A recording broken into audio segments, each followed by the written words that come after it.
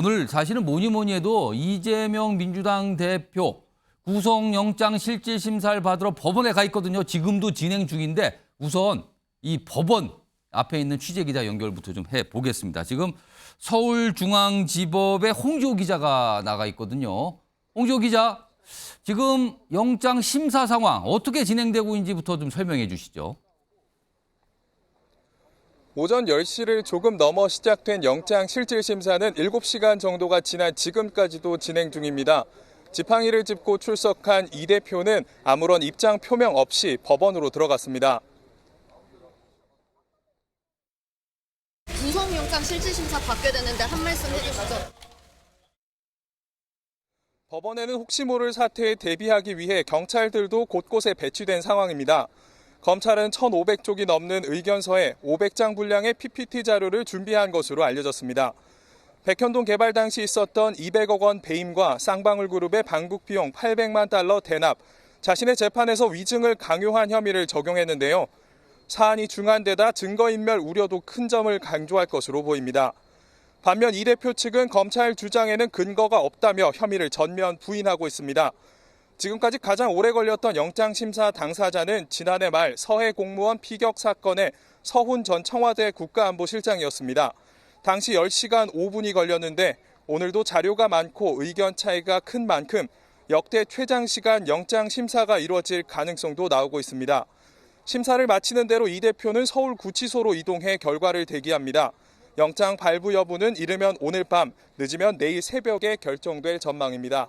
지금까지 서울중앙지법에서 MBN 뉴스 홍지호입니다. 자, 그러니까 좀 시간이 더 걸릴 것 같다. 지금 이런 전망이 나온다는 거죠. 지금 현장 기자 연결해서 지금 법원 상황 앞에서 좀 전해드렸고요. 다음은요. 오늘 이재명 대표 병원에서 입원 상태였죠. 병원을 출발해서 법원에 도착했고 그리고 법원 안으로 들어갈 때 주변의 모습까지 영상으로 구성을 좀 했습니다. 보시죠.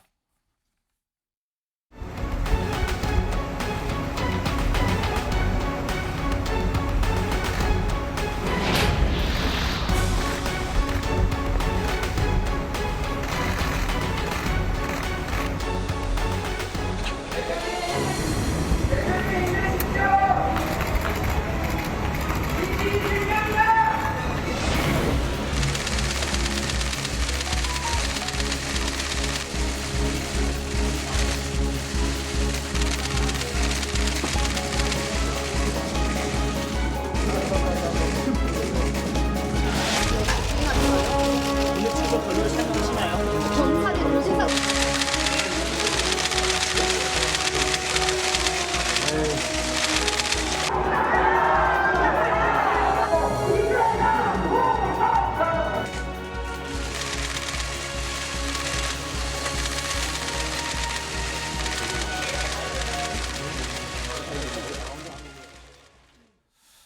자, 지금 영상 오늘 모습이었어요. 이게 뭐 불과 몇 시간 안 된 영상까지 다 포함이 돼 있었는데 아마 시청자 여러분께서 정치뉴스를 좀 눈여겨보신 분들은 오늘 이재명 대표의 모습이 얼마 전에 검찰의 조사를 받으러 나갈 때 모습과는 좀 다르다. 물론 단식한 상황이 다르지만 당시와 오늘 모습에 약간 차이가 있거든요. 그 모습을 좀 비교하는 영상을 따로 화면으로 좀 준비했는데요. 내용 좀 보겠습니다. 두 번째 검찰 출석인데 오늘은 대북 송금에 제가 관련이 있다는 증거를 제시하는지 한번 보겠습니다. 이 조폭 불법 사채업자 출신의 부패 기업가한테 100억이나 되는 벌금을 북한에 대신 내주라고 하는 그런 중대 범죄를 저지를 만큼 제가 어리석지 않습니다. 구속영장 실질심사 받게 되는데 한 말씀 해주시죠. 증거 인멸을 교사했다는 혐의에 대해 어떻게 방어하실 건가요? 민주당 측 인사가 이화영 구지사에게 진술 번복 요청했다고 하는데 알고 계셨나요? 자, 정구택 변호사 나와 계신데요. 지금 뭐 민주당의 민주연구원 부원장 맡고 계신데, 사실 오늘은 질문에 아무 얘기를 안 했어요. 질문이 참 많이 나왔는데 아무 얘기가 없거든요. 그냥 그대로 들어갔고요. 근데 반면에 앞서 지난해 단식 중이지만 검찰 수사로 받아 나갈 때는 역시 뭐 체력적으로 힘들지만 그래도 굉장히 많은 얘기 그 질문도 충분히 받았거든요. 오늘 묵묵부답의 의미는 뭡니까? 일단은 지난번 아마 단식 중이긴 했지만 그래도 그때는 좀 기운이 있었던 것 같고요. 그다음에 예. 이제 쌍방울 사건에 대해서는 말이 안 된다. 이게 기본적으로 뭐 북한에 돈 줬다는 근거도 없고 그다음에 뭐 제3자 뇌물이라 그러는데 경기도가 권한도 없고 예. 그다음에 사실은 뭐 그다음에 지금 백현동 사건 같은 경우에도 실제 손해가 났다는 게 아니라 이렇게 성남도시공사가 참여했으면 손해가 났을 것이다. 그러니까 이득 벌었을 것이다 200억만큼 예, 그런 것에 대해서 소명을 하는 거였습니다. 그나마 아마 쌍방울 사건이었으니까 쌍방울 예, 대했던 것 같은데 오늘 사실 오늘 영장 심사에서는 뭐 모든 언론이 보다듯이 범죄 혐의 소명도 중요하지만 증거 인멸 이 부분이 중요하거든요. 근데 이 부분에 대해서는 제가 보기에는 아마 뭐 구체적으로 얘기하기보다는 이제 법정에서 아마 다투는 게 더 낫지 않냐 이렇게 보는 것 같습니다. 딱히 이거는 오늘은 약간 좀 관점이 달라졌고 그러니까 초점이 달라졌기 때문에 오늘은 굳이 그거에 대해서 일일이 다 설명하는 수사에서는 사실은 검찰이 예. 우리 쌍방울 사건 아시겠지만 실제 수사 들어가면 언론에서 나온 것보다도 더 내용이 없습니다. 실제로 그거를 제시를 잘 안 하거든요. 그러니까 수사는 어느 정도 좀 언론의 영향이라든지 이걸 좀 받는데 예. 또 판사들 같은 경우에는 대외적으로 나가서 뭔가 공표를 하거나 입장을 밝히는 건 그렇게 좋아하지는 않습니다. 대부분 그래서 변호사들도 뭐 이렇게 재판받고 이럴 때는 가능하면 예. 언론에 뭔가 이제 발표하거나 이런 거를 오. 조금 말리는 편이거든요. 그런 부분도 좀 있는 것 같습니다. 자, 정미경 전 국민의힘 최고위원 옛날에 뭐 검사 시절에 이제 수사도 해보셨는데 오늘 이재명 대표가 오늘은 묵묵부담한 거는 이거 어떤 의미로 보십니까? 그 본인이 가장 피하고 싶었던 날일 거예요 오늘. 예, 오죽하면 사실 뭐 단식을 통해서 예. 막아보려고 했는데 잘 안 됐죠. 음. 그 검찰 출석을 해서 예. 사실 조사를 몇 번 받았잖아요, 2번인가. 예. 그러면 그 검사들의 질문을 받게 되는 거잖아요. 예. 그럼 대충 검찰이 어느 정도 증거를 갖고 있구나라는 거를 제일 잘 아는 사람이 지금 이재명 대표예요. 예. 그렇기 때문에 묵묵부답이라는 건 결과적으로 뭐냐면 내용을 많이 알고 있고 오늘 어떤 일이 벌어질지도 알고 있고 과연 판사가 영장을 발부할 수 있겠구나라는 생각을 아마 이재명 대표 스스로 하고 있기 때문에 아마 그 몸속에 그런 게 다 느껴지니까 예. 뭐 굳이 여기서 무슨 말을 한다고 되지 않으니까 그냥 묵묵부답한 것 같습니다. 일단 뭐 여러 가지 본인만 알겠죠. 질문을 굉장히 많이 받았는데 한마디도 안 했거든요. 그래서 오늘도 그 점이 일단 좀 주목을 좀 받았고요. 다음은 화면으로 보겠는데요. 이게 이 지난 금요일서부터 민주당에서 굉장히 대대적으로 준비했죠. 탄원서 얘기입니다. 여기 보시면 민주당이 탄원서를 제출했어요. 법원에. 무려 89만여 장입니다. 그러니까 90만 장 가까이 돼요. 일단 국회의원 탄원서가 있고요. 그다음에 중앙당 차원, 시민단체, 그다음에 뭐 당직자, 뭐 보좌진 등등등 여러 구분. 그리고 전직 국회의장 이렇게 탄원서 종류가 있는데 근데요. 일단 이 탄원서 관련해서 일단 양이 뭐 어마어마합니다. 지금요. 일단. 그래서 이 관련해서 이게 과연 어떤 영향을 줄까 안 줄까 뭐 이런 얘기도 많거든요. 우선 여야에서 이 탄원서 관련해서 좀 얘기를 꺼내신 분들이 있습니다. 그 목소리부터 좀 들어보겠습니다. 안 좋습니다. 판사 입장에서는 그게 그렇게 가볍게 생각되지는 않죠. 또 그런 목적으로 탄원서 제출하는 거 아닙니까? 예. 물론 뭐 호소하는 측면도 있겠지만 네. 그러나 특히 사회적 약자에 대해서 탄원서를 우리가 제출하는 것이 아니고 제1당의 당대표에 대한 유력 정치인에 대한 탄원서를 제출을 하는 것인 만큼 예. 담당하는 판사 입장에서는 상당한 심리적 압박이 있을 것이 능히 짐작이 된다고 생각합니다. 영향을 거의 안 주죠. 뭐 그런 논리라고 하면은 뭐 저도 형사재판도 해봤습니다만 네. 탄원서 많이 내는 피고인들을 다 석방하나요? 그렇지 않습니다. 이건 가정적인 겁니다만 예. 뭐 예를 들어서 이재명 대표가 오늘 영장 청구 사실을 네. 뭐 일부 시인을 한다면 그러면 오히려 정말 많은 양의 탄원서보다는 더욱더 영장 뭐 기각에 도움이 되는 뭐 이러한 상황이 될 수도 있다고 생각합니다. 자, 최인영 변호사. 굉장히 짧은 기간에 엄청난 양의 탄원서가 모아져서 제출이 됐는데 이거요. 이렇게 많은 양의 탄원서가 제출됐다는 거는 이걸 어떻게 좀 봐야 됩니까? 근데 이것이 재판에 얼마나 도움이 될 것인가 이게 핵심 아니겠습니까? 우리가 법조인들, 여기 법조인들 많습니다만 무익한 것을 넘어서 유해할 수 있다 이렇게 말씀을 드리겠습니다. 오히려 더 불리하게 작용할 수 있다고까지 그렇죠. 보시는 거예요. 왜냐하면은 이와 같은 것은 예. 재판부에 대한 정치적 압박, 이른바 사법권 침해로 평가될 가능성이 상당히 높습니다.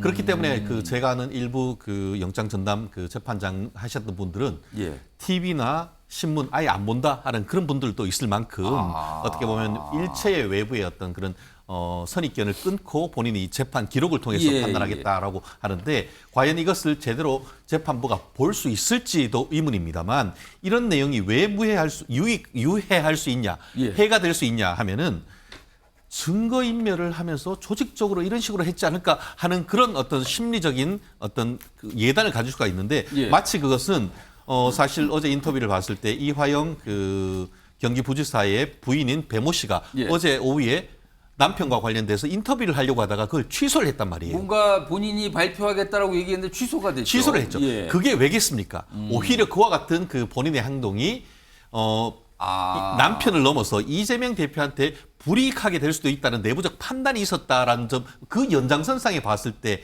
이와 같은 것은 그 내용도 보면은 단순히 압박을 넘어서 만약에 구속영장을 발부하면 국회가 마비될 것이다라고 해서 마치 재판부에 대한 정치적 압박을 넘어서 재판부를 협박하는 것이 아니냐 이런 심리적인 어떤 생각을 가질 수 있다는 점에서 예. 무익한 것을 넘어서 오히려 유해한 민주당이 이재명 대표를 도우려고 하다가 예. 오히려 해로움을 끼치는 것이 아닌가 하는 걱정이 앞서는 것이 아닌가 생각합니다. 오늘 영장 담당 판사도 이 89만 장이나 제출되는 걸 알고 있지 않겠습니까? 내용을 알 수도 있지만 예. 재판부에서 이것을 어떻게 재판부에 넣을지 이걸 증거로 넣을지 사건 번호를 넣고 어떻게 넣을지 지금 어떻게 보면 서류 자체가 1000장이 넘고 검사가 예. 그리고 피의자 지금 이재명 대표 측도 적지 않은 서류를 뭐 내는데 수백 장이라고 알려져 그렇죠. 있어요. 그거 읽기도 바쁜데 이걸 이걸 어떻게- 읽겠습니까? 결국 샘플로 된 거 한두 개를 보는데 뒤에 있는 연명보다는 그 내용을 읽을 것인데 그 내용이 재판부가 봤을 때 정말 황당한 내용이다라고 밖에 볼 수가 없을 것 같습니다. 자, 전재수 의원님도 좀 최근에 민주당에서 이제 탄원서 제출 대상에 현역 의원이니까 올라가셨잖아요. 네, 탄원서 제출하셨어요? 그렇습니다. 예. 쓰셨군요. 예. 이걸 가지고 참 얘기가 많아요. 너무 어마어마한 양을 굉장히 짧은 시간에 모아서 제출을 한 거거든요. 그래서 이걸 보고 이게 무슨 사항일까 여러 가지 해석들을 하고 있어요. 네. 또 이걸 가지고 어떻게 봐야 됩니까? 이거. 일단은 국회의원들이 예. 통상적으로 탄원서를 되게 많이 씁니다. 예. 예를 들면은 저도 굉장히 많이 쓰는 편인데 제 지역구의 지역 주민들의 억울한 일이 있어서 재판을 받거나 이렇게 할 때 저에게 탄원서를 써달라는 요구를 많이 합니다. 요청을 좀 하시는군요. 그래서 통상적으로 국회의원들이 일상적으로 탄원서를 많이 냅니다. 예. 뿐만 아니고 동료 의원들에게 또 그런 일이 있었을 때 탄원서를 냅니다. 근데 저희들이 이렇게 탄원서를 낼 때 이게 압박을 판사를 압박해가지고 우리가 원하는 결과를 이끌어낼 수 있다. 이렇게 생각지 않습니다. 그렇게 생각 안 한다. 대한민국 판사들이요. 예. 양심에 따라서 재판을 하는 것이지 판결 내리는 것이지 무슨 100만 장 모아왔다 1000만 장 모아왔다 그래가지고 그것을 정치적 압박으로 느껴가지고 판사들이 원래 해야 될 결정과 완전히 다른 그런 결정 예. 그런 판결을 할 것이다 라고 생각하는 그 전제 자체가 사법부를 어떻게 보면 모욕하는 것일 수도 있고 예. 개개가 독립적으로 재판을 하고 판결을 하는 판사분들에게는 예. 상당히 이게 모욕적으로 들릴 수가 있는 겁니다. 그렇기 때문에 정치적 압박이 가능하다라는 전제 자체가 잘못된 것이고 그리고 또 한 가지 말씀드리고 싶은 것은 이것은 정치적 해석을 넘어서서 예. 이것은 인지상정 측면에서 봐주실 필요가 있습니다. 왜냐하면 당의 대표가 지금 구속영장 실질심사를 받고 있는 거 아니에요. 예. 그러면은 당이 할 수 있는 가능한 한 모든 일을 다 하는 것이죠. 그것이 당연한 거 아니겠습니까? 그런 차원에서 우리가 이게 정치적 압박해가지고 우리가 원하는 결과를 이뤄낼 수 있었다라고 생각을 했다면 100만 예. 장이 아니고 1000만 장 받았겠죠. 그리고 이것은 압박이 아니고 호소를 드리는 겁니다. 이렇게 말씀을 드리겠습니다. 제가 전재수님께 추가로 하나 질문 드리면 아까 그 화면 좀 다시 볼까요? 탄원서 관련하면. 사실은 의원분, 민주당 현역 의원들만 좀 한정해서 보면은 지금 이재명 대표를 뺀 167명이 계신데 그중에서 다 참여하고 6명이 탄원서 제출을 안 했다고 그래요. 근데 그걸 가지고도 정청래 최고위원은 명단 공개하겠다고 예고했거든요. 혹시 이분들 뭔가 불이익 가는 거 아닙니까? 그렇게 하실 필요가 없고요. 예. 뭐 그렇게 해서 또 뭐 다른 분란으로 또 커지는 것은 당연히 별로 도움이 될 것 같지 않습니다. 다만 이상민 의원 같은 경우는 언론에 나와서 탄원서 내 안 썼다. 스스로 밝히셨어요. 스스로 밝혔잖아요. 예. 그럼 이건 뭐냐면은 이분들은 이 탄원서 자체가 어떤 정치적 행위다라고 보고 있는 것이죠. 예, 그렇기 때문에 아마 탄원서를 안 쓴 것 같은데, 예. 근데 이것을 굳이 밝힐 필요 없이 추후에 자연스럽게 다 드러나게 되어 있습니다. 그러니까 애써 뭐 그렇게 하실 필요는 없을 것 같고, 이것이 또 사실은 이제 거의 대부분의 민주당 의원들이 예. 탄원서에 동의를 했던 것은 뭐냐면 설사 가결표를 던졌던 의원들조차도 체포동의안 가결이 예, 곧 예. 구속을 의미하는 것은 아니거든요. 예. 그렇기 때문에 대부분의 의원들이 탄원서를 내는데 동의했다라는 말씀을 드리겠습니다. 정근태 네. 변호사께 제가 비슷한 질문 드릴 텐데 일단 화면 좀 다시 한번 띄워볼까요? 이번에 의원 부분이 아니고요. 이제 원외 민주당 인사분들 여기 보면 중앙당, 시민당 분들 특히요. 민주당 당직자 중에서 일부가 200명이 넘는데 좀 한 30여 명 정도가 빠졌고요. 근데 보좌진은 사실 절반도 안 돼요. 이 탄원서 제출하는 분들이요. 근데 이분들 또 혹시 또 이름이 또 알려지거나 뭐 이러면서 또 불이익을 간다 어쩐다 막 논란되는 거 아닙니까? 혹시 또 아니, 이거? 그럴 리는 없고요. 예. 사실은 민주당 당직자는 아니죠. 지금 보좌진들 중에는 예. 당원이 아닌 분도 많습니다. 예전에 우리 당내에서 그게 논란이 됐었어요. 어떻게 의원 보좌진인데. 보좌관 하면서 입당을 안 하냐? 오. 근데 왜 우리한테 입당 강요하냐? 이런 게 예. 있어서 의원보다는 이제 보좌관들은 아무래도 그 당에 대한 어느 정도 소속감이 그렇게 강한 편은 아니다라고 보고요. 지금 저도 이상민 의원이 굳이 저렇게 말할 필요 없다고 봅니다. 왜 그러냐면 그 가결에 찬성하신 분들도 다 이런 얘기 했어요. 우리가 가서 심사를 받으라는 것이지 구속하라는 건 아니다. 이렇게 얘기했거든요. 예, 예. 그 전에 약속 지켜라. 예. 본인이 심사 받겠다고 했으니까 심사 받아야 된다. 이렇게 말씀하셨단 말이죠. 그러면 굳이 뭐 얘기할 필요가 있나 이렇게 말씀드리고 저도 사실은 지난주 토요일날 일요일날 그 모란 시장에서 서명을 받아봤거든요. 예. 토요일 날은 장날이 아니었는데 일요일 날은 장날이었어요. 예. 줄 서서 해요. 네, 그날 하루만 3천 명 많이 이상 받으셨어요, 그날? 3천 명 이상 받았어요. 오. 근데 탄원서라는 게 뭐 일일이 다 손으로 쓰는 게 아니라 연명으로 받는 겁니다. 예. 한 장에 뭐 10명이나 15명 이렇게 쓰는 오. 거거든요. 쓰는 거라서 정말 생각보다 많이 쓰더라. 처음에는 제가 책상을 하나만 폈거든요. 예. 부족해서 2개 펴고 나중에 3개 펴고 4개까지 폈어요. 그러니까 그만큼 어찌 보면 국민들이 이 부분에 대해서 좀 너무한다 이런 생각을 갖고 있는 것이고 그거를 판사들이 물론 뭐 명단이야 보겠죠. 얼마 몇 명 들어왔냐 보겠지만 그걸 뭐 정치적 압박이라고 생각하겠습니까? 그리고 형사재판하는 변호사들은요. 예. 대부분 물론 직접 하진 않습니다만 예. 실무를 통해서 탄원서 쓰는 일이 아주 흔한 일입니다. 정치인뿐만 아니라 많이 한다. 많이 합니다. 대부분. 뭐 영장 심사뿐만 아니라 실제 재판에서도 탄원서 받는 일이 특히 가족이나 지인이나 주변 사람들한테 항상 얘기합니다. 많을수록 좋습니다. 알겠습니다. 제가 보기엔 뭐 그거는 상식적인 일이에요. 근데 제가 볼 때는요. 예. 이 탄원서 뭐 100만 장을 쓰고 200만 장을 써도 별 의미가 하나도 없어요. 사실 그 판사들은 정치인들이 쓰는 탄원서는 다 정치적으로 해석을 해버리기 때문에 전 중요하다고 보지 않고요. 그다음에 90만 명이 뭐 그거 뭐 신분 다 확인하고 한 것도 아니기 때문에 중복될 수도 있고 90만 명이 단 90만 명이라고 생각 안 하고요. 지금 저는 그게 아니라 이걸 눈여겨보고 있습니다. 예. 민주당 의원실 보좌관 예. 들한테 보니까 지금 30% 그렇죠. 3분의 1도 사실은 뭐 절반도 안 됐어요, 사실. 네, 탄원서 안 쓴 거거든요. 예, 예. 당원이든 당원이 아니든 이들은 민주당을 걱정하는 사실은 젊은 층의 보좌진들이에요. 근데 이 사람들이 왜 탄원서를 요거밖에 안 썼을까요? 그거는 이재명 대표가 사실은 구속되고 법의 처벌을 받는 게 예. 어떻게 보면 민주당의 미래를 위해서 맞다라고 객관적으로 생각할 수 있는 예. 그런 지표를 어떻게 보면 보여준다. 저는 그렇게 봅니다. 그렇게 생각하는 게 아닌가. 잠깐만요. 예, 네. 말씀하셨어요. 지금 약간 네. 어떤 본인이 분석을 해주신 거예요. 네. 이번에 전재수 아니 의원님. 사실관계 제가 그냥 뭐 예, 말씀 안 말씀하세요. 드리고 넘어가려고 하다가 예, 예. 이 사실관계를 좀 그 두 번이나 이제 말씀이 나왔기 예, 때문에 좀 뭐 잡아야 있으면 되고 짚어주세요. 어떤 보좌관 숫자 이제 말씀을 하시는데요.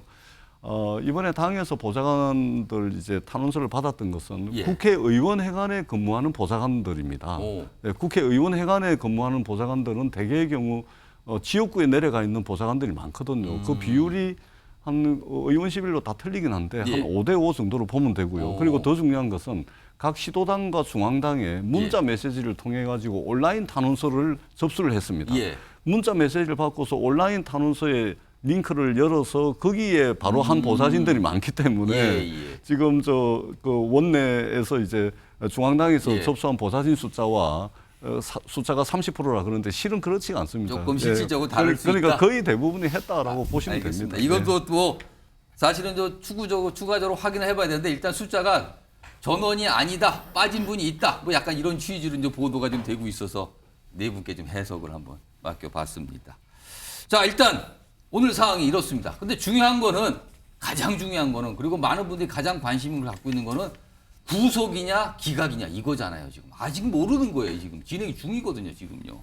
자, 그럼요. 이와 관련해서 앞서서 이재명 대표가 얘기를 했고요. 어떻게 보면 당사자랄까요, 아닐까요? 한동훈 장관도 관련된 얘기를 좀 꺼내놓은 게 있습니다. 들어보겠습니다. 결국 사필 규정입니다. 잠시 억압하고 왜곡 조작할 수 있겠지만 오래가지 못한다. 이 말씀 드립니다.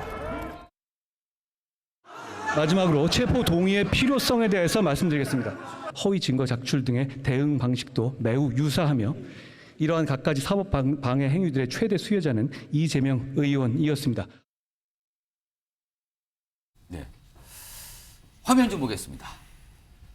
지금 이 심사가 이루어지고 있는 법정, 이게 이 서울중앙지법의 321호 법정이라 그래요. 이게 제일 큰 요 심사라는 법정인데 여기 보면 오늘 대충 이런 모습일 거라고 지금 보입니다. 지금 가운데 이재명 대표 앉아 있고요, 판사 있고 양쪽으로 나눠서 이런 모습일 거라고요. 다음 좀 보겠습니다. 근데 이 법정이요, 321호 법정, 여기에 대부분 물론 꼭 여기서만 하는 건 아니지만 주로 많이 하잖아요. 근데 지금까지 보니까 이 법정을 통해서 구속이 되거나 기각이 됐던 인물들이 참 많네요.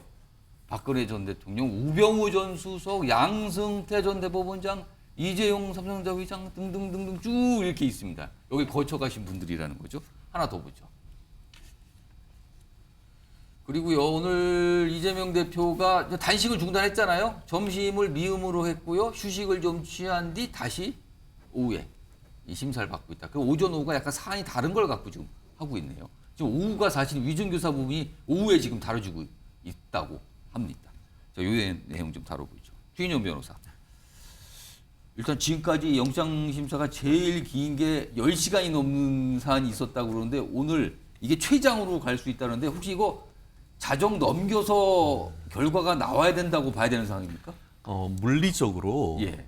심리 자체는 8시를 넘을 가능성이 좀 현재로서는 좀 보이는 것 같습니다. 8시간 넘는다. 예, 그게 무슨 말이냐면 지난번 같은 경우에는 서훈 국정원장의 어떤 대북 어떻게 보면 사람을 넘겨보내는 그 분과 관련해서 구속영장 실질 심사를 할 때 10시간 5분 정도라고 얘기를 하죠. 그 8시를 훨씬 넘었다라고 하는데 실질적으로 오늘 같은 경우에는 이재명 대표가 정해진 10시보다 조금 더 넘어서 도착했습니다. 그렇기 때문에 전체적인 어떤 그 스케줄 자체가 뒤로 밀렸던 그런 부분이 휴식 시간도 있고요. 조금 길었던 것 그렇죠. 같죠. 그리고 그런 부분은 이제 오후에 오히려 오전 것도 보면은 이제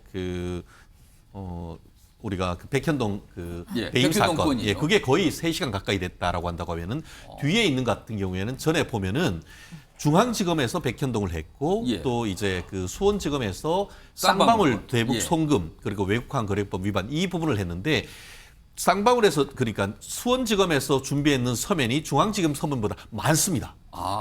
프레젠테이션 내용도 훨씬 많습니다. 그렇기 때문에 오전에 거의 3시간 정도 했다고 하면은 오후에 검찰과 했던 부분이 더 공방이 길어질 수밖에 없는 것이죠. 그렇다고 하면은 아마 대한민국 이 건국 이래 어떻게 보면 정부 수립 이래 가장 긴 그 영장 실질 심사가 될 가능성이 높다. 그렇게 될 경우에는 오늘 중에는 안 나온다라고 봐야 됩니까? 그렇죠. 그때 어떻게 됐냐 하면은 실질 심사에는 결과가 그 다음 날 새벽 4시 50분 거의 5시 무렵에 나왔습니다. 이번 같은 경우에 그렇게 될 가능성도 현실적으로 좀 높은데요. 새벽이나 아니면 더 늦으면 아침이나 돼야 나올 수도 있다. 예. 그런데 현실적으로 그 서류가 많다는 점에서는 굉장히 늦지만 대신에 좀 더 빨리 훨씬 더 빨리 나올 가능성도 높습니다. 왜냐?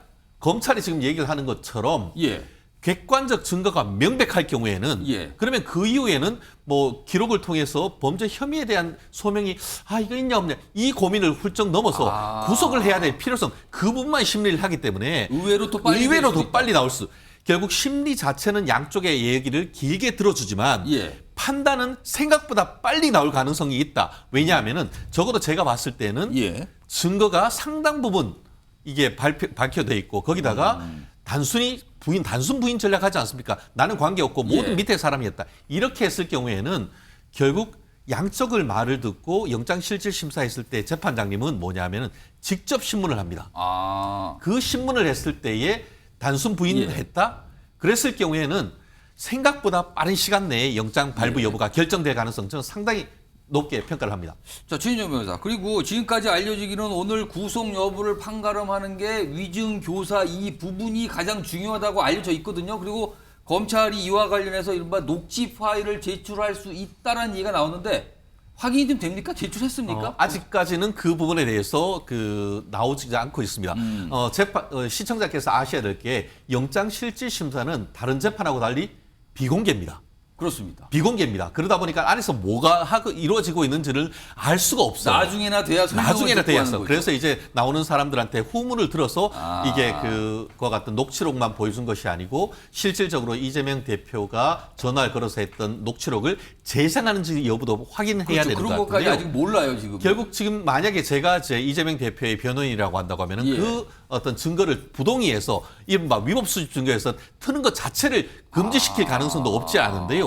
그런 부분에 대해서 공방이 있다 보면 더 늦어질 수는 있겠습니다만 그러겠네요. 적어도 지금 같은 경우에 영장실질심사에서는 증거 능력보다는 탄핵 증거인 것으로도 쓸 수 있는 부분이 있기 때문에 제가 어떤 실무적 경험에 비추었을 때는 이재명 대표의 육성이 이 법정에서 스피커를 통해서 나왔고 그와 같은 것이 이재명 대표에 대한 영장을 발부하는 여부에 상당 부분 심증 형성에 도움이 됐을 가능성이 있다고 봅니다.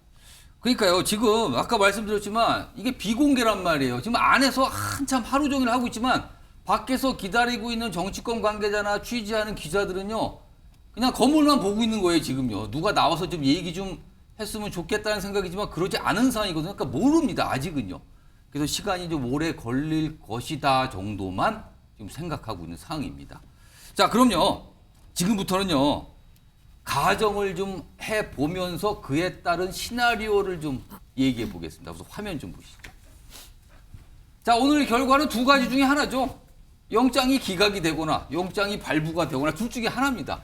자, 여기서 관심사는 그 이후에 각각의 경우에 어떤 일이 과연 민주당과 민주당 주변에서 벌어질 것인가 이겁니다. 우선 영장이 발부되는 거, 이거 구속이 되는 거잖아요. 그럼 구속이 되면 과연 어떤 일이 일어날지 이거 정미경 전 최고위원하고 전재수 의원님께 있던 이 가정에 대해서 어떤 일이 일지 한번 얘기 좀 해보겠습니다.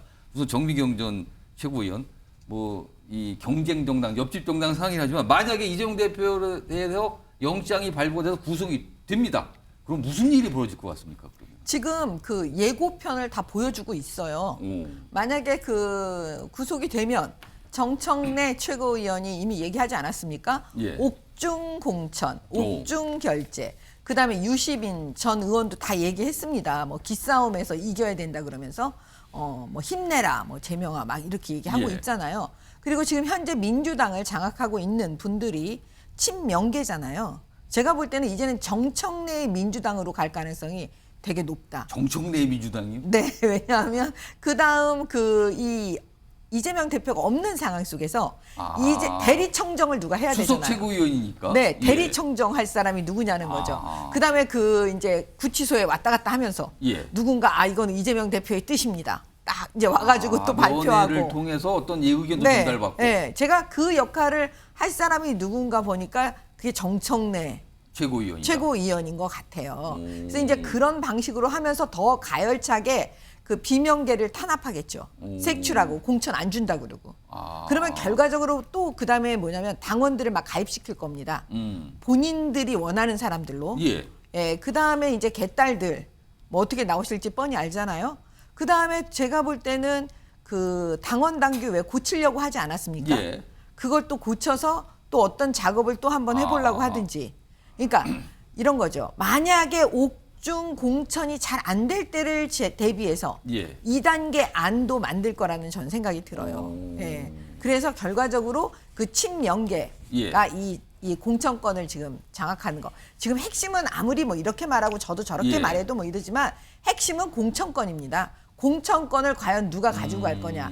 이재명 대표와 그 중심에 있는 그 무리에 있는 예. 그 친명계들이 그걸 놓치려고 하지 않기 때문에요. 아마 그게 핵심이라고 정미경 보입니다. 최고위원 지금 화면에 영장 발부시 벌어질 수 있는 일 시나리오에 그냥 추정입니다만 맨 마지막에 그러니까 이재명 대표를 포함한 지도부의 총사퇴와 비대위 전환 이거는 없을 걸로 보십니까? 아니 그거는 이제 비명계 쪽에서는 계속 저런 얘기를 하지요. 그런데 근데 그거는 뭐 빙산의 일각, 예, 태풍 속의 찻잔 뭐 이런 거 있잖아요. 예. 그러니까 그거는 그냥 저는 제가 볼 땐 힘을 못 얻을 거고요. 그냥 주장만 나오고 그냥 사라질 네, 것이다. 사라져 버릴 거고요. 심리적으로는 분당 상태가 이미 되어 있다고 해요. 그러면 그게 그 심리적 분당이 예. 현실화 될 것이냐. 예. 이제 그것만 바라보는 게 이제 우리가 분석하는 예. 사람 입장에서 그렇습니다. 자, 지금까지 이제 정미경 최고위원은 이제 옆집 정당에서 바라본 구속 시 상황을 좀 뭐 여러 가지 시나리오 전개를 해 주셨어요. 이번에는요. 어떻게 보면 당사자라고 할 수 있는 전재수 의원님, 민주당 소속이시니까요. 만약에 영장이 발부돼서 구속 상태가 되면은 민주당에서는 어떤 상황이 전개될 거로 지금 봐야 됩니까? 이 가정입니다. 예, 가정이죠. 뭐 예단할 수는 없겠지만 예. 조금 전에 이제 정미경 의원님 말씀 잘 들었습니다. 예. 바로 저 말씀이 국민의힘이 바라는 거 아니겠습니까? 국민의힘 바람, 소망을 말씀하신 것 같다 지금. 국민의힘 바라는 거 없어요. 예. 그러니까 소망, 알겠습니다. 그럼 예. 소망은 예. 소망이고 그럼 실제는 어떤 일이 일어날 것 같습니까? 민주당이 뭐 한도 끝도 없는 예. 내부 분열과 내부 갈등을 통해 가지고 6개월 뒤면 총선인데 총선도 제대로 치르지 못할 정도로 완전히 망가지기를 이제 아마 이제 그렇게 바라시는 것 같은데 당분간은 큰 혼란은 불가피합니다. 예. 그런데 이 혼란이 이 막장으로 가기 위한 과정으로서의 혼란이 아니고 예. 잘 수습해가지고 내년 총선 반드시 승리하는 그러면서 총선 승리로 가기 위한 불가피한 혼란으로 혼란 그 정도는 있을 혼란이 거다. 발생하는 이유는 이재명 대표의 거취를 놓고 혼란이 발생하겠다는 겁니까? 여러 가지 문제입니다. 지금 비명계와 예. 비명과 친명이 충돌하는 지점은 뭐냐면 예. 딱 한마디로 이야기를 하자면 과연 이재명 대표 체제로 총선을 치를 것이냐 말 것이냐 바로 이 지점이거든요. 그렇습니다. 그렇기 때문에 만약에 이제 구속이 됐을 경우에 예. 그러면 당 대표직은 어떻게 할 거냐, 예. 공천 문제는 어떻게 할 거냐, 또는 뭐 총선을 대비하는 당의 뭐 선대위 구성은 어떻게 할 거냐, 뭐 이런 것들이 이제 부수적으로 따라올 수밖에 없거든요. 예. 그런 걸 가지고서 아마 큰 혼란이 있을 겁니다. 혼란이 없을 수가 없죠. 그러나 적어도 그러한 혼란을 거쳐서 저는 결국은 야당이 제대로 하지 못하면 예. 지금 윤석열 정부가 뭐 하나 지금 제대로 하고 있지 못하지 않습니까? 우리가 이제 경제 지표상으로 경제가 어렵다고 예. 이야기를 하는데 제가 이 동네 골목을 댕기다 보면 우리 국민들이 느끼고 있는 체감 경기는 최악입니다.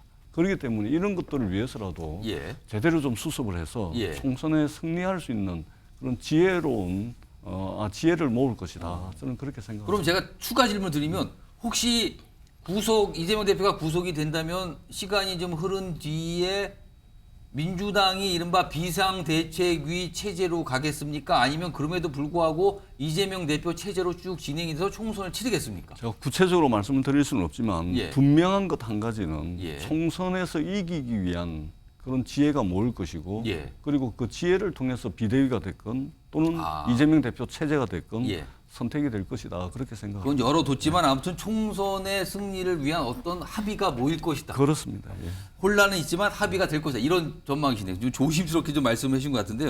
요 얘기 관련해서 요거 송구택 변호사한테도 좀 들어봐야겠는데 구속되면 어떤 일이 있을 것 같습니까? 가장 중요한 어떤 뭐 지금 체제 변화가 생긴다 아니면 그렇지 않다 이런 게 항상 관심사거든요. 지금 어떤 일이 있을 것 같습니까? 뭐 체제에 당장 변화는 없을 것 같고요. 왜냐하면 사퇴하게 되면 임기가 8개월 이상 나면 전당대회를 해야 됩니다. 근데 전당대회가 이렇게 12월 전에 사퇴하면 전당대회를 해야 되는데 예. 총선이 지금 얼마 안 남지 않았습니까? 전당대회 안 하고 비대위로 가는 방법도 있지 비대위 갈 않습니까? 수는 있죠. 그런데 하지만 제가 보기에는 그 8개월 이상 남으면 전당대회를 하게 돼 있습니다. 기본적으로. 그 이내 남았을 때는 뭐 비대위로 갈 수 있기 때문에 그러면 사실은 총선을 얼마 안 남겨놓고 전당대회를 한다. 전당대회를 하면 어찌 보면 편이 확실히 갈리거든요. 그건 더 또 갈등이 심해지죠. 내분처럼 비춰질 그렇죠. 수도 있는 그럼 제가 거고요. 보기에는 오히려 지금 자꾸 옥정공청 얘기하는데요. 뭐 지금 예. 구속 기간이 계속 내년 2월까지 뭐 진행되는 걸 전제로 하는데 구속되더라도 적부심도 있고요. 그다음에 뭐 보석 청구도 있고 뭐 석방 요구는 모르겠습니다만 여러 가지 방법이 있습니다. 그렇기 때문에 그거는 뭐 계속될 건 아닌 걸로 보고요. 예. 근데 이제 만약에 12월 넘어가면은 결국 선대위라든지 넘어가는 것이 아니겠습니까? 그렇습니다. 그렇죠. 그러니까 자연스럽게 저는 아마 그런 방식으로 해결될 가능성이 더 높다 이렇게 보고 있습니다. 이거 정우택 변호사한테 추가 질문 하나 드렸는데 이거 지금 변호사이시니까 지금 일각에서 만약에 이재명 대표가 구속이 될 경우에 국회에서 석방 요구를 하면은 회기 중에는 또 석방이 된다면서요, 그게. 근데 그거는 그러기 위해서는 회기가 계속 연장이 돼서 비회기가 없어야지 계속 석방 상태에 있는다면서요. 그거는 저는 높지 않다고 봐요. 왜 그러냐면 지금 예. 이번에 정기국회가 12월 초면은 끝나죠. 네, 끝나지 않습니까? 그때까지는 안 되는 거예요. 그 이후에 되는 거기 그 때문에 이후에 새로 열리는 새로 또 임시회를 회기가 열어야 열리면. 되고 또 표결을 해야 되기 때문에 아. 그러면 이제 12월 넘어까지 간다는 걸 전제하는 거라. 그 전에 예를 들어서 뭐 적부심 가능성보다는 이제 뭐 보석 가능성이 크다고 보는데 그렇게 하는 방법이 더 낫지. 사실은 그랬을 경우에는 오히려 좀 특혜 아니냐, 그렇지 않아도 또 지금 역풍이 불 수도 구속도 있다. 이 체포 동의안조차도 지금 뭐 특혜 아니냐 예. 이러고 있는데 이거는 사실은 근데 뭐 법에는 있는 제도입니다. 예전에도 예. 그런 적도 있고요. 근데 지금 정기국회 기간 중이기 때문에 이걸 예. 끝나야 할 수 있는 거라서 제가 보기에 뭐 그럴 가능성은 높지 않다라고 보고 아니 이거는 헌법 교과서에 나와 있는 건데요. 예. 그 비회기, 예. 비회기 때 체포나 구속이 되면 국회의원이 그 체포 동의 여부에 대해서 동료 국회의원들 그 특권을 사용하지 못했잖아요. 그랬을 때, 예. 그러니까 비회기 때 체포 구속된 사람이 비회기 때 체포가 됐으면 그러면 이제 회기가 돌아와요. 그럼 그때는 회기가 돌아오니까 다시 석방 요구를 하면 해줄 수 있다. 그래서 지난번에 왜 패널들이 나와갖고 이재명 대표에 대해서 아니 왜 검찰이 비회기 때 해라, 비회기 예, 때 예. 해라. 이게 바로 그 지점 때문이에요. 근데 이번에는 이미 회기 중에 회기 중이죠. 체포 동의 이거 가결이 됐잖아요. 예. 이런 분에 대해서는 다시 한번 이 사람에 대해서 석방 요구를 한다. 이거는 불가능한 얘기입니다. 아, 또 해석이 아까 그렇게 보신다는 거죠. 아니 알겠습니다. 헌법 체계 취지입니다. 알겠습니다. 예.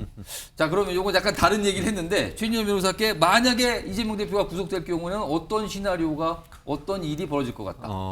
저는 예. 어떤 생각이 드냐면은 어떻게 보면 대표단의 총사퇴가 이루어질 수밖에 없는 상황이 아닌가. 한마디로 오늘 지도부 사퇴요. 오후에 지도부 총사퇴. 오늘 오후에 지금 원내대표단이 꾸려졌지만 예, 새로 뽑혔어요. 그 또한 3일 천하로 끝날 가능성이 상당히 크다. 사실 제가 이 그 방송에 오기 전에 중앙지방법원 앞을 일부러 한번 지나와 봤습니다. 예. 그랬더니만 어제 같은 경우에는 한 10,000명 정도까지 올 것이다라고 해서 지금 신고를 했고 거의 2-3천 명 넘는 경찰 인력이 다 왔습니다. 그런데 오후에 제가 한 4시 정에 들어올 때는 예.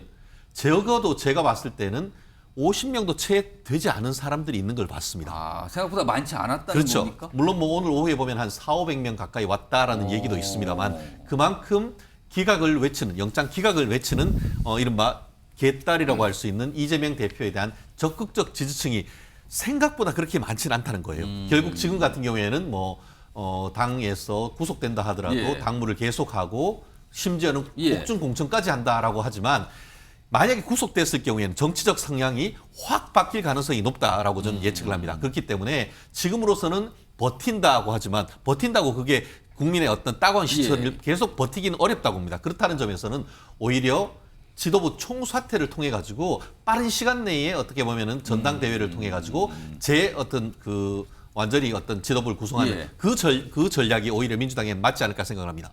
자, 그러면 이번에는 반대경우로 한번 가정을 해서 시나리오를 보죠. 화면 다시 한번 불러오겠습니다. 자, 오늘 구속영장 심사를 통해서 영장이 기각이 됐어요. 이걸 가정해 보겠습니다. 그렇다면 어떻게 되는가? 일단 저기 시나리오 몇 가지 있는데 뭐 이재명 대표 체제가 강화될 것이다. 그다음에 여권을 향한 투쟁 수위가 상승할 것이다. 그리고 동시에 비명계, 예를 들어 뭐 가결표를 던진 의원들한 색출이 더욱더 강화될 것이다. 뭐 등등등 여러 가지 뭐 시나리오들이 있어요. 거론됩니다만 이 얘기 좀 해보겠습니다. 우선 이거 전재수 의원님. 예. 기각이 되면 민주당 내에서 이제 어떤 일이 벌어지는 겁니까? 일단 민주당보다 윤석열 정부와 국민의힘이 큰일 나겠죠. 일단은. 아, 바라는 게 아니게 된 거다. 왜 반대경우가 그러냐면 이게 사실은 대통령 선거 이후에 지금 근 2년 동안 수사의 규모라든지 수사 대상이라든지 예. 수사의 강도라든지 수사의 범위라든지 이런 것들을 보게 되면 헌정사의 유례가 없습니다. 검사와 검찰 수사관 그리고 수사 보조 인력까지 합치면 여러 수백 명을 예. 말하자면 이 국민 세금으로 월급 받는 분들입니다. 검찰 공무원들이에요.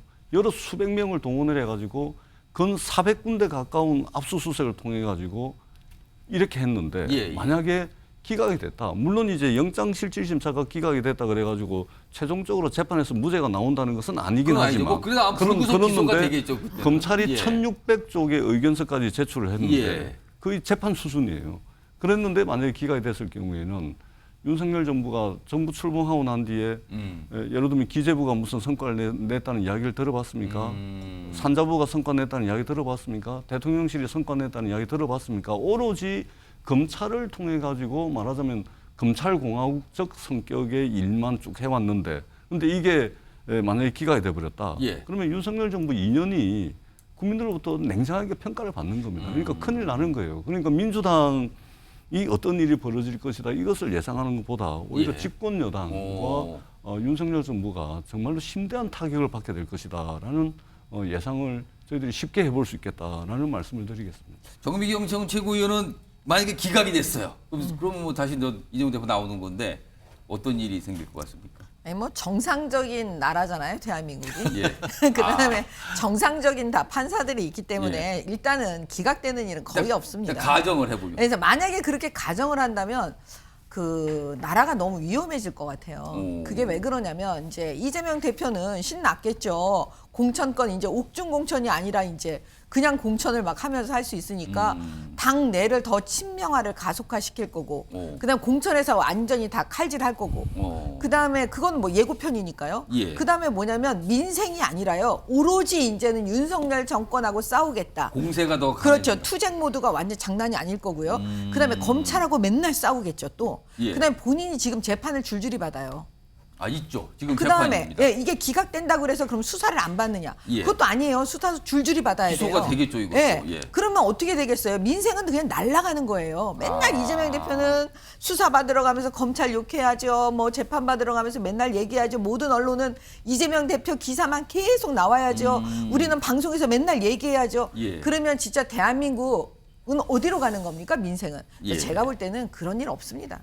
알겠습니다. 그럼 다음에 두 분께도 지금 정근택 변호사하고 최인영 변호사 나오시는데 제가 비슷한 얘기일 수도 있을 것 같아서 한 1분씩 드릴 테니까 기각되면 어떤 일이 벌어질 것 같습니까? 지금 뭐 두 분이 말씀하신 대로 어쨌든 검찰이 그동안 1년 반 집권 동안 한 게 뭐 있냐 윤석열 정부에서 한 게 없다. 근데 결국 이것도 제대로 못했다고 나오겠죠. 일단 검찰 수사에 대한 비판이 좀 그렇죠. 있을 당연히 것이다. 나올 수밖에 없는 예. 것이고 물론 이제 뭐 기각이 무죄고 뭐 구속이 유죄는 아닙니다만 이 우리나라는 그렇게 인식돼 있거든요. 검찰이 그렇게 하고 있는 거고 원래 사실은 불구속 재판입니다. 무죄 예. 추정 원칙에 있는 예. 것이고 근데 그게 잘 안 지켜지고 있죠. 그러니까 이제 구속시키려고 어떻게든 하는 것인데 근데 예를 들어서 검찰이 이게 이번에 만약에 불구속이 된다 그러면 그럼 더 수사를 안 캐느냐? 저는 그렇지 않을 거라고 봐요. 윤석열 정부가 할 수 있는 게 저는 검찰권을 행사해서 야당 대표라든지 아니면 야당 의원들을 수사하는 거 말고는 없다. 실제로 뭐 민생 말씀드리지만 민생에 대한 1차적인 책임은 집권 여당이 있는 겁니다. 근데 하는 게 없어요. 예. 지금 우리가 맨날 나와서 지금 검찰 수사 얘기하는 것처럼 사실은 모든 판단은 지금 다 서초동 판사 검사한테 맡겨놓고 있는 겁니다. 사실은 뉴스 중에 대부분도 예, 그러지 예. 않습니까? 불행한 일이죠.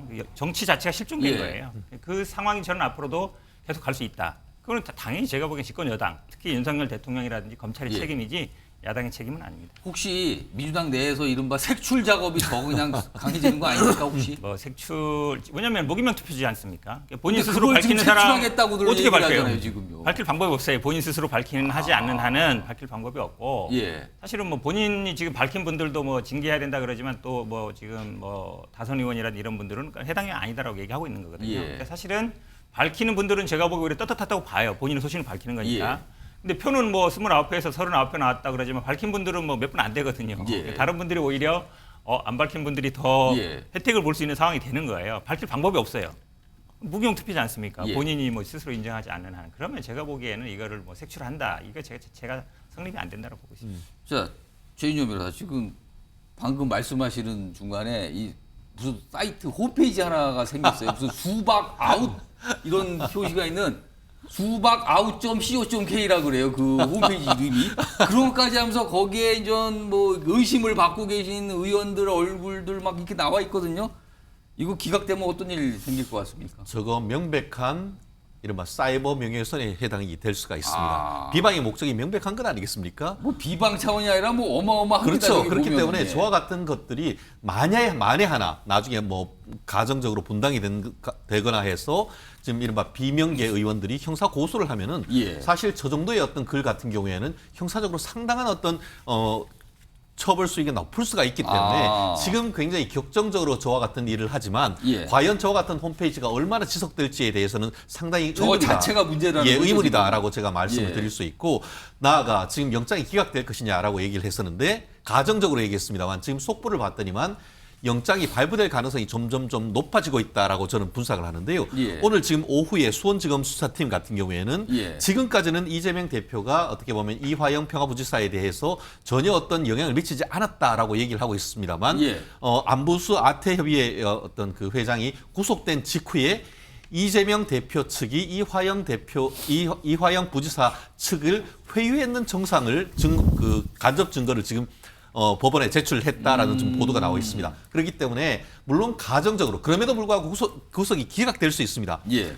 만약 정말 기각된다 하면은 정말 저도 상상하기 어려운 일들이 벌어질 가능성이 높을 것 같은데 친명이 계속 가서 결국 대선까지 또 그럴 가능성이 있지 않겠습니까? 과연 그런 일이 벌어질 것인가? 저는 그럴 가능성은 거의 뭐 매우 낮다라고 예측합니다.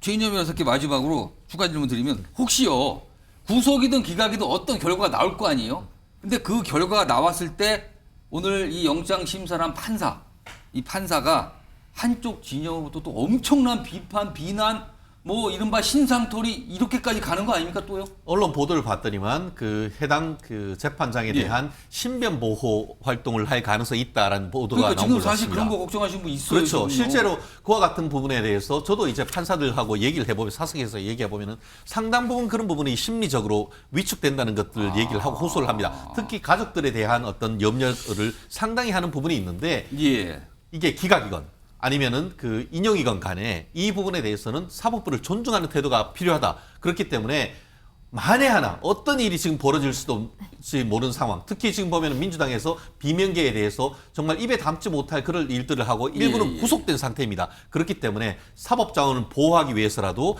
경찰이 다른데 저런데 가서 있을 것이 아니고 재판부 판사에 대한 보호 철저하게 해야 된다고 봅니다.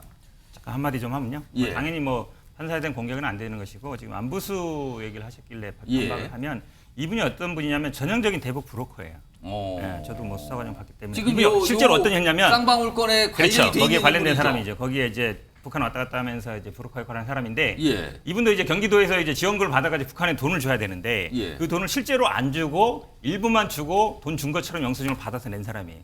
그걸로 또 재판받고 있고. 그러면 이제 지금 제3자 뇌물죄도 핵심이 북한에 예. 돈을 줬다는 거잖아요. 지금 이제 영수증이 있다는 겁니다. 북한에서 받은. 예. 그 영수증을 그럼 믿을 수 있느냐. 검증이 가능하냐. 돈을 받은 사람이 써주긴 써줬겠죠. 뭐라고. 도장 찍혀 있을 거예요. 예. 그럼 만약에 이거 동의 못합니다 하면 어떻게 해요? 그 영수증 써준 사람 불러야 되거든요. 그게 안 되는 상황이에요. 그리고 이화영 부지사 공소장이나 김성태 공소장에 예. 보면 돈 준 날짜, 시기, 방법이 다 달라요. 금액도 다르고. 그러니까 사실은 이 안부수 얘기를 근거로 해서 뭘 한다는 건 제가 보기엔 자체가 말이 안 돼요. 알겠습니다. 지금 이건 뭐 내용 측면인데요. 오늘 판사가 그런 것까지 설명을 듣고 판단하고 그런 걸 모두 감안해서 뭔가 둘 중에 하나를 결정하겠죠. 아마 오래 걸 것 같다는 얘기가 자꾸 나옵니다. 아무리 늦어도요. 내일 이 시간 정치화에 대해서는 전해드릴 수 있습니다. 아무리 늦어도요. 기다려 보도록 하겠습니다.